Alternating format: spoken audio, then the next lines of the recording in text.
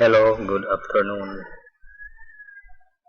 At ngayong araw, i-share ko sa inyo kung paano magawa ng online learner, learner enrollment and survey form base sa DepEd Order number 7.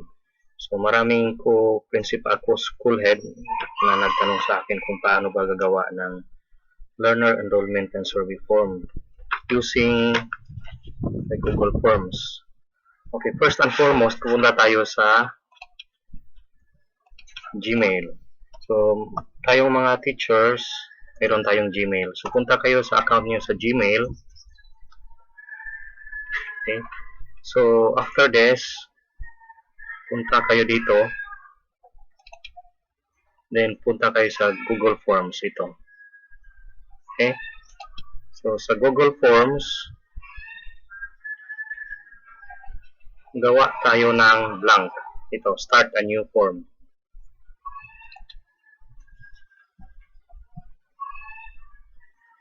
Okay. Ipakita ko sa inyo kung ano ang gusto nating mangyari. Kasi nag-try na ako ng gumawa ng survey sa mga estudyante ko sa school namin. Ito ang ginawa ko. So, ang first, ito yung sa title natin. So, ito yung sa title. So, gawa tayo ng title. So, pwedeng gagawa natin ang title kung anong school nyo. Sabihin ko,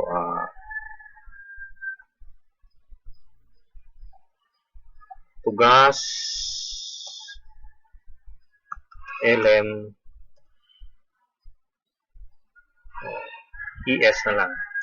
Tugas ES Online Learner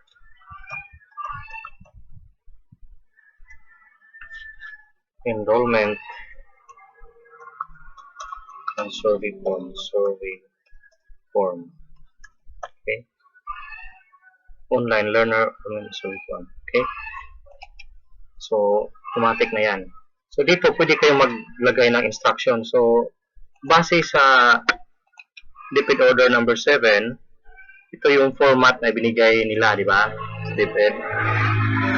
So, ito yun ang gagawa natin ng online learner enrollment and survey form. So, first, itong instruction, kakapin natin. Ito yun ang ilagay natin sa description doon. Okay? So, yan na. Okay, so, after that, yung question number 1 is about school year. So, school year, then ang type ng answer natin, ito makapili tayo. Short answer, paragraph, multiple, checkbox, drop down, di ba? So, ang gagawin natin is short answer lang, di ba? So, dito ilagay ng mga bata kung school year 2020 to school 2021, di ba? So, yun ang answer nila. So, mayroon na tayo sa isa, di ba? Okay, dito sa school year. So, para mas klaro dito. Sunod na data na kukunin natin is choose appropriate learner status. Okay, choose appropriate learner status.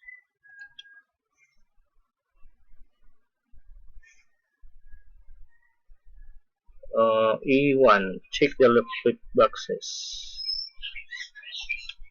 Ito lang. Check appropriate boxes only. Control C, copy, plus. Ito.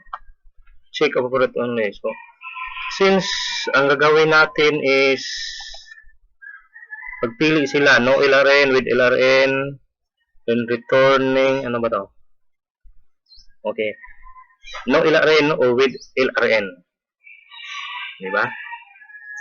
Okay, no LRN. So, dalawa yung pagpilian nila. So, option 1, no LRN. No LRN. Option 2, add.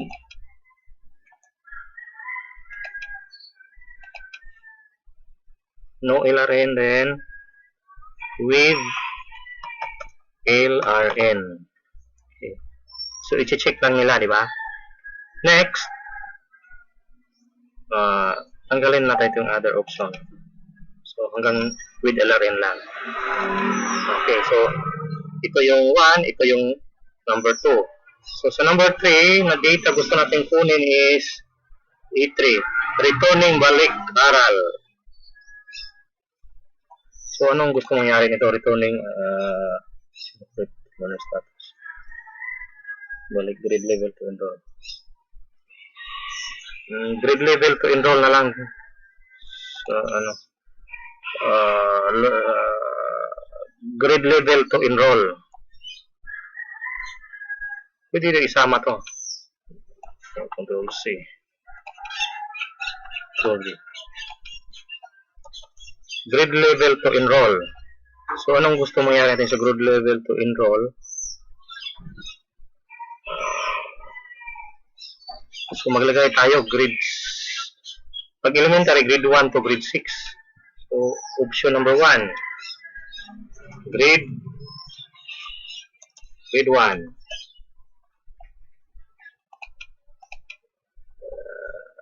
Option. Grade 2.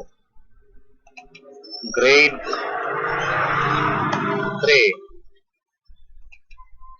Grade 4. Grade 5. Grade 6. Grade 6. Okay.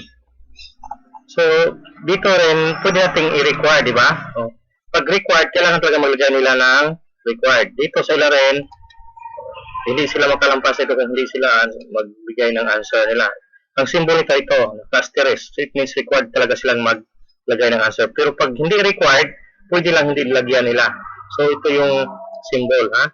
So, i-click lang itong required para automatic siya nga mag-asterisk ng pula. Tulad nito, okay? So, required natin yung maglagay sila kung anong grade. So, hindi makapunta sa next question kung hindi nila bigyan ng answer ito o data. Next is anong susunod dito? A5. Last grade level completed. Last grade level completed. So, maglagay sila ng answer. So, add tayo.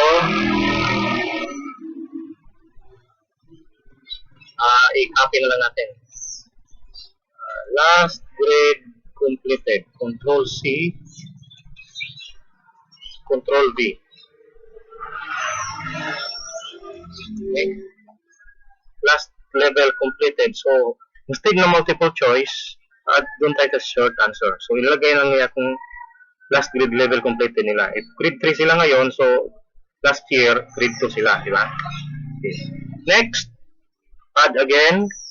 Next question is last school year completed. Okay, ito. Control V. Okay. Then, short answer pa rin, di ba? Okay. Next is A7. Last school attended. Dito lang, last school attended. Control C. Control V. Okay.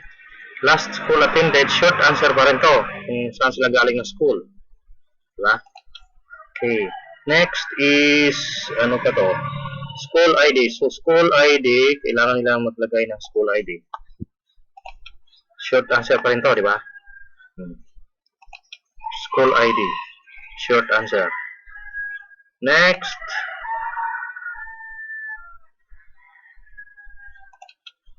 Then, after ng school ID, E8, E9, school address. So, maglagay ng school address.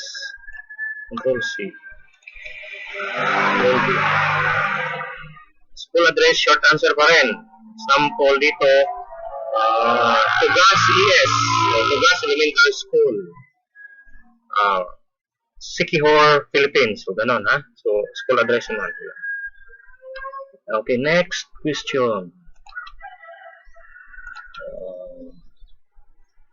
E10, type of school, private or public. So, intended lang naman to sa private. So kaya lang tayo dito. Control B. So instead multiple choice, ilagay lang natin multiple choice. Multiple choice. Private or public. Private. Ayan, isa. Public. Okay. So mag-click lang sila private or public. Okay, type of screen. Next is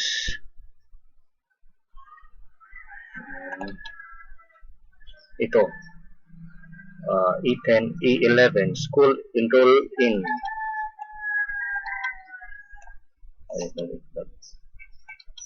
Kasi PDF file ito eh. So, mahirap kopyahin. Let's see. Okay, school to enroll in.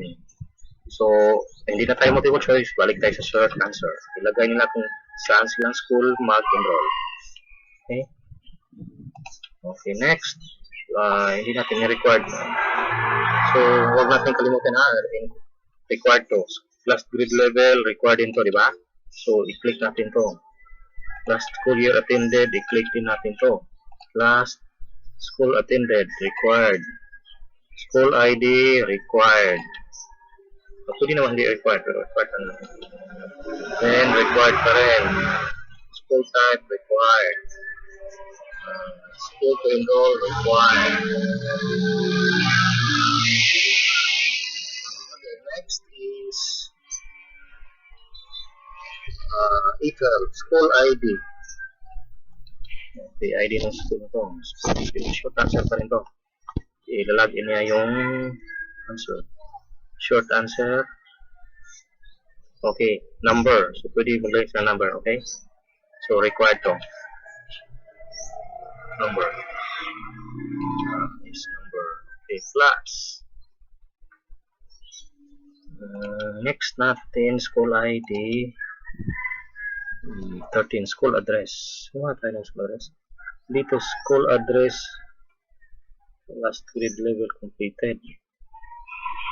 12, school ID, school enroll. Sa school enroll ito. Saan sila mag-enroll na address ng school, di ba? Okay. Okay, huwag na natin ilagay ito. So, pwede din ilagay yun para may guide kayo. Pero sa akin, huwag na muna ilagay. School address, short answer pa rin. Okay. Then, required pa rin. Okay. So, sa ginawa namin, 50 questions to lahat. So, ginawa natin, marami pa to. Okay, for senior high. So, pag magawa tayo ng ibang link for senior high, pwede tayo maglagay ng another katulad nito.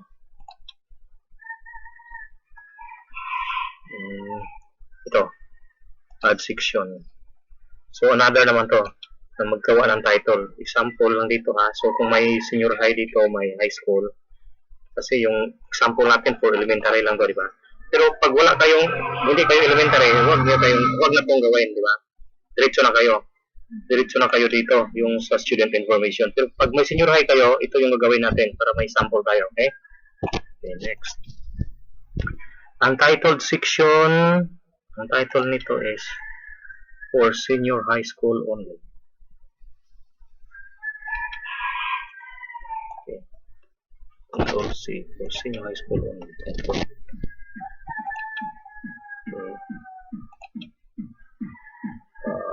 Huwag na natin yung lagyan ng first semester or second semester. Okay, may question agad. Huwag na natin ng lagyan ng description. Ha? Kayo na lang bahala doon.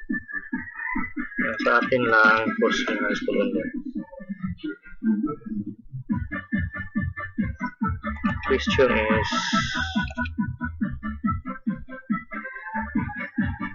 semester.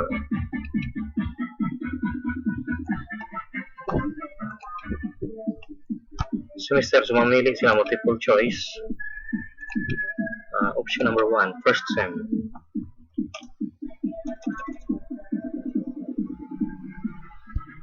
First sem. Next.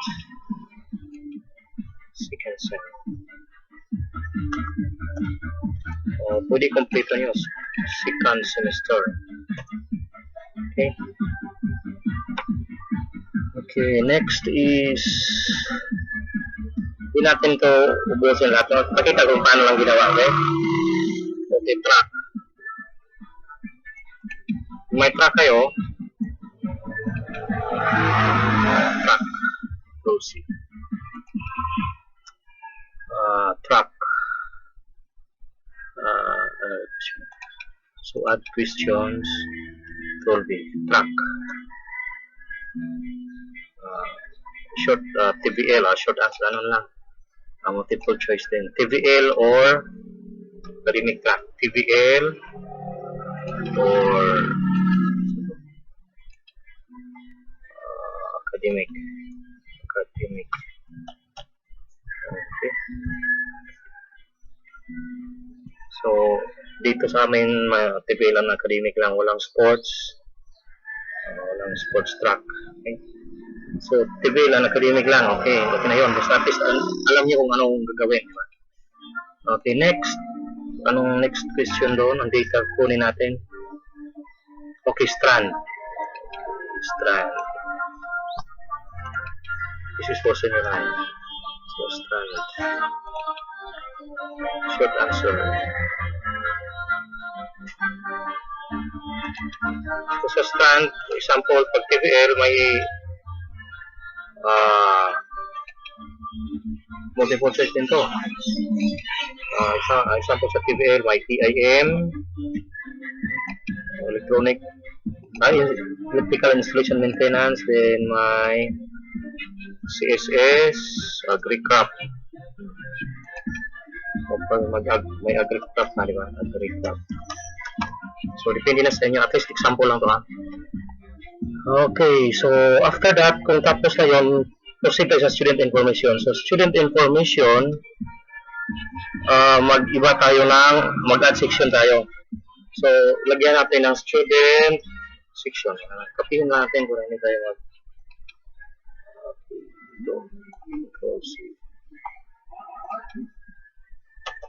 Control V. Okay.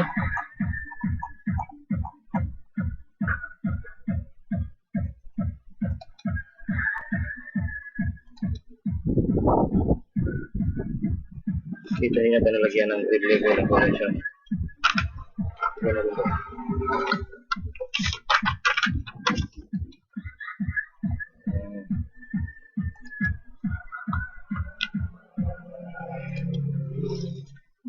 Then, balik tayo sa B. Sa B, so huwag nang maglagay ng description. Tigala na tayo dyan. PECU birth, if any.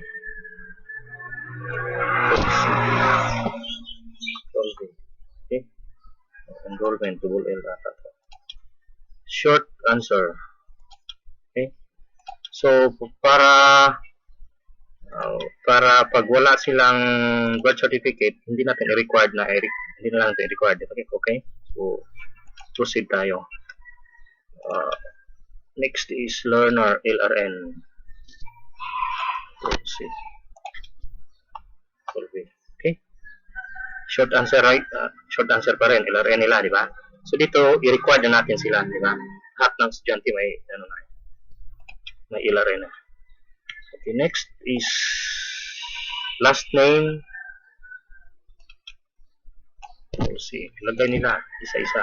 Short answer. Okay. Next is first name. We'll see. Short answer pa rin. Next is middle name. See. Okay. Then last ito. Last ko na ito, ha. Ito si yung natapos na itong tugas is online learner enrollment and survey form. Okay. Gusto natin kukunin yung link na ibigay natin sa mga parents o mga estudyante na mag-online enrollment. Okay. Paano ba ito gagawin? So, punta tayo sa more. Ito. I-click nyo to, then punta kayo sa get pre-filled link. I-click to. Ang lalabas ito. Okay? So, ito yung makikita ng mga estudyante. Actual makikita nila kung magsusurvey sila. Ito, pag-answeran nila. Okay? So, pinaka-top, pinaka-bottom ito, get link. Okay? Okay, may lalabas dito, i-click itong copy link. Okay? Yung copy link, ito yung ibigay natin. So, i-copy muna natin, ha? Okay. Considering ito. Okay, considering ito yung link, di ba? Na-copy natin. So, pwede din yung link kung may FB page kayo, may group chat kayo, o yun ang i-email ng mga estudyante nyo kung may email address yung mga students, mga parents nyo. Okay? Tingnan natin kung gumagana ba ito na link na ito. Control C, copy. Gawa tayo ng ibang URL. Okay. Control V. Ito yung link, di ba? I-enter nyo lang. Okay. So, ito yung lalabas pag nasa computer nila, nasa tablet nila, o sa cellphone nila. Okay? Ito yung makikita natin. Next. So, hindi makapag-proceed pag hindi nila na bigyan ng answer. So, back na lang tayo. So, bigyan talaga nila ng answer. Kasi may record tayo, di ba? So, ito yung sample. Sample lang to, di ba? Okay. So, paano gagamitin to? Kung may response na yung mga estudyante natin, di ba? So, makita natin dito sa responses, di ba? Yung ginawa nating forms, di ba? Dito tayo nag-edit. By the way, nasa sa questions tayo. Ito. Sa responses, ito yung ma-view sa gumagawa ng link, katulad ko, makita yung response kung may mag-answer na. So, dito, wala pang nag-answer eh. Hindi pa nila alam yung link. Okay? So, may example ako dito. Di ba? So, ginawa ko itong evidence survey form last May, 3rd week of May sa mga estudyante ko sa school namin. So, may 384 responses na to. Okay? Tingnan nyo yung responses. So, gusto ko, i-download ko yung responses ng mga estudyante ko para i-sort ko by grade level. So, paano ba yon? So, ito. Dito, sa responses, ito, na link. Mag-edit tayo ng questions, dito tayo, di ba? Okay. Pag puntahan natin yung response, makita natin yung response at saka yung naka-graph na, di ba? Katulad gender. Out of 384, 295, di ba? Gusto ko kukunin ito ng Excel form. Pwede ko i-download to. Ito, download responses. Okay? So, after mag-download ng responses, i-open nyo yung folder nyo na nakalagay doon. Just ito. Okay. EBNHS students. So, sa amin sa school. Sample lang ito kung paano bang gamit ng ginawa natin. Okay. So, na-download na, di ba? Okay. So, i-adjust nyo lang. Gusto ko i-sort to by grade level. Paano ba mag-sort? Considering na we have ilan yung responses? 385 responses. I-sort ko to by grade level. Control A, then sort. I-click itong sort. Sa data, sort. Or right-click. Ito, may sort, di ba? Ang gusto ko mangyari kasi, i-sort ko by na may, okay, ito yung labas. Sort by government. Okay. I-sort ko nyo by monthly average or kilometers. Ang gusto ko mangyari, i-sort by grade level. All this coming school year. Ito. Okay. So, nakasort na, di ba? Kung considering na ito na yung kukopyahin ko lahat ng naka-grade 10, isusort, ay kukopya ko, di ba? So, starting dito, ito yung lahat ng grade 10. Okay? Lagyan ko copy. Control C, copy. Gawa ako ng ibang link na grade 10. I mean sheet. Rename yung sheet uh, grade 10. Grade 10. Okay. Control V, paste. Ay na, hindi na wala. Bakit hindi nagka? Again, Control C, paste ko dito sa grade 10. Okay, lahat ng grade 10, nakopya ko dito. Okay, grade 10, diba? So again, Control Z, considering paano mag-sort. Control Z.